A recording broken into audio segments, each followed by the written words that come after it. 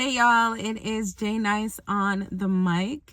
I'm really excited to share that my new book comes out in a couple days. So I wanted to just make this really quick video to share a little bit more about the book with y'all. So I wrote this book last year in 2025. I spent the entire year writing the book. It's called Rise and Resist, and it looks at the legacy of Black resistance. I studied 32 Black people, most of whom have transcended to become ancestors, and some of whom are still alive today. And I looked at their legacies of resistance and what their legacies can teach us about how to resist right now in this moment. And I realized that I never made a static video on my channel just talking about the book. And shout out to any of y'all that are my OG subscribers, because y'all remember I used to do these car vlogs and car videos back in 2011, which is wild that was 15 years ago, but I'm taking it back. But yeah, so you should definitely, if you are somebody who is, we're all watching the news and, we're seeing what's happening. And if you are somebody who is trying to figure out how to resist in this moment, maybe you're somebody that cannot be out protesting. Maybe you're somebody that really wants to be part of the movement, but you are limited in your mobility, or you feel like your job doesn't allow you to speak and say what you want to say. I wrote this book for anybody that's trying to push change in very oppressive and hostile environments. I wrote this book in the context of what you can do within your workplace, right? If you're an employee trying to push for any type of change, but there are so many lessons in the book that are just generalizable to the public. So I looked at the legacies of 32 Black people. Some of the people I included in the book are Ida B. Wells. I talked about Angela Davis. I talked about Toni Morrison. I looked at Ibrahim Traore. I looked at Patrice Lumumba. I looked at Kwame Nkrumah. I looked at Timnit Gebru. I looked at so many, Ella Baker, so many amazing Black people who've resisted. I looked at resistance here in the United States, and some of the people that played really pivotal roles in the civil rights movement that are lesser known, right? So I didn't look at people like Martin Luther King and Malcolm X, who we know a lot about their legacies. There's some people that I wrote about, like Angela Davis and Audre Lorde, that people may be more familiar with. I talked about Nina Simone, but there are some people that are lesser known, like Mary Ellen Pleasant and Georgia Gilmore. And I think people are kind of familiar with Ella Baker, but they don't. I think there's a lot of people that don't know a lot about her. So I tried to find some of the lesser known figures, Maggie Walker, people that you don't read about often or hear about often during Black History Month. But I also looked at Black people globally that have made a really big impact. Kwame Nkrumah was the former president of Ghana. He led Ghana to become the first free nation in Africa.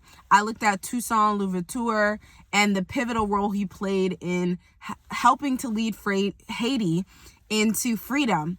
And so I looked at all of these amazing Black people. A lot of them, y'all, have complicated legacies. So I'm not going to act like people like Ibrahim Traore or Toussaint Louverture are perfect or were perfect. All of us are imperfect people. And, we all lead very complicated lives and have complicated legacies. Shout out to the ancestor, Jesse Jackson, who just passed on. I think more stuff has been coming out about him, and, just further evidence that he was a great, amazing person, but he led a complicated life and a complicated legacy, like all of us. But writing the book really inspired me and made me realize that although it feels really bleak right now, and many of us feel like, how are we going to get through this moment? The people who lived before us had to endure such horrific circumstances, and they found a way to resist. There were people who were getting dog sicked on them. They were getting hosed down.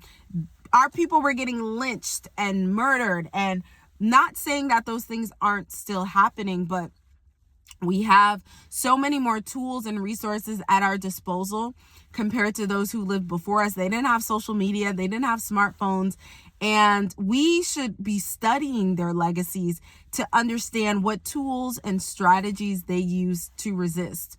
Right? I talked about in a previous video documenting as a tool to resist. We see what people in Minnesota are doing right now, where whenever there's ICE agents and ICE that are present, people are pulling out their phones. People are recording. I talked in the book about Darnella Frazier, who was the then 19-year-old young black, I think she was 19 or 17-year-old young black girl that recorded the murder of George Floyd. And because of her, she was such a powerful catalyst in changing the world. We saw global protests for George Floyd. And so I hope that each of you who reads Rise and Resist, and it'll also be available on Audible, and not to promote Amazon because we know they're a shady company too, but they got a monopoly on the audiobooks. Rise and Resist will also be available on Audible, but if you are like me and I'm an audio girly, it'll be available to you. But I hope that as you read this book, you are reminded, if you're a black person across the diaspora, you are reminded that we are so powerful. Our refusal, our resilience, our resistance is so powerful. And we have a long, long legacy of resistance and refusal and resilience. And so I hope that if you're a black person that reads my book, you use it as inspiration to keep going, and you remind yourself, the book reminds you of how powerful we are.